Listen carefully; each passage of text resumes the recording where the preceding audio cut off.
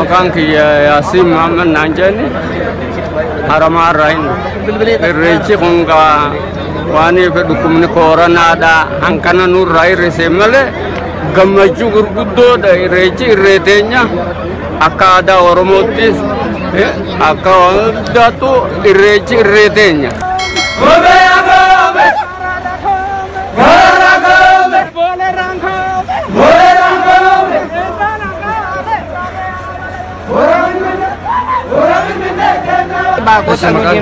Nanu fi kuta kulfi karanu anar paparan ayan recha barana aluma yero awal kapsise aluma toko awal kapsise tiko aluma ko vidi kanan namun muratna galo dami namun fari semua ala gari dan betani ayana ala berida dan kabaja jeru hal santing kabaja pun semua ala bayina matul na undi kini tole makabaja jeru bayina matulan jeru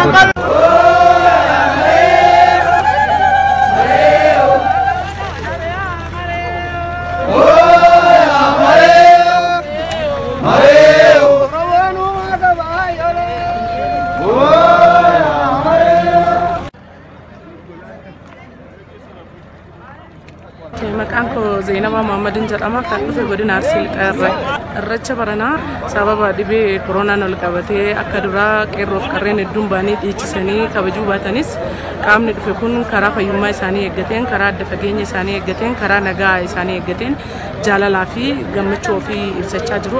Waan duraan ol argina Oromoon kaaba kibbaa bahaa dhiyaa qeerroof qarreen Oromoo dhufanii wal hammachanii waliin dhiichisaa kabaju kanaan duraa'e bara kana sababa dhibee COVID-19 wal reebbachuun wal hammachuun walitti kun hin jiru bara itti aanu immoo karaa gaariidhaan karaa wal hammachuudhaan waliin taphachuudhaan waliin nyaachuudhaan waliin dhuguudhaan hin kabajna jedhee abdii qaba.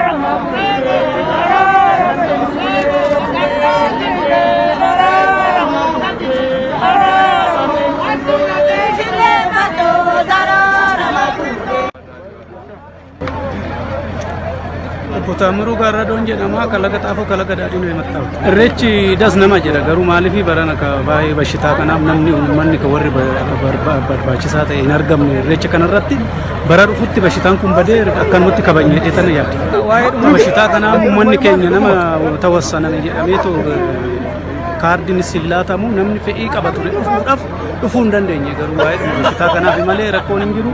Betam tidak semeda bormo akkasumatti namni muraasni warra sadii immoo deemnee kabajne jecha. Muhammadin jedhama. Ka dhufe immoo godina Jimmaa. Mee irreecha akkam? Irreechi baay'ee gaarii.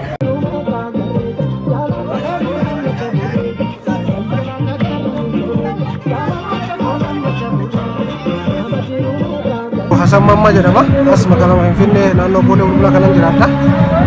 Har'a barraa kan kaane ayyaana irreechaa irratti hirmaachuudhaaf yookaan irreeffachuudhaaf garuu waan sababa baajii mootummaan dirqisiiseef baajii kennan jedhanii baajii mootummaa hin qabnu yookaan ammoo ayyaana irreechaa kana irrattis baajii dhiyeessuun dirqama miti. Kun aadaa Oromoo keessa waan hin jirre sababa kanaaf osoo hin irreeffatin gara mana keenyaa deebiitti jira.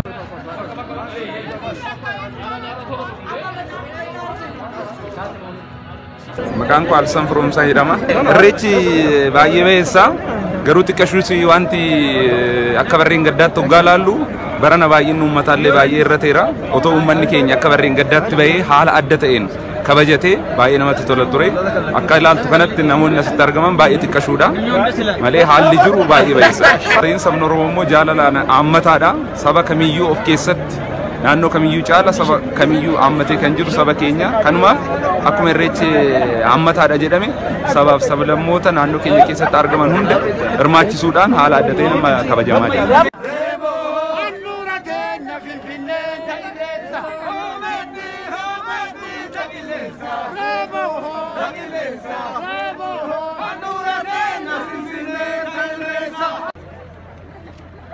Designer Adamul kawan jedhama jiraata Oromoo Finfinneeti. Hojjaa keenyaaf dizaayineroota keessumaa dizaayineroota aadaa Oromoo irratti yookaan dizaayineroota uffata aadaa irratti hojjetaniif carraa guddaadha.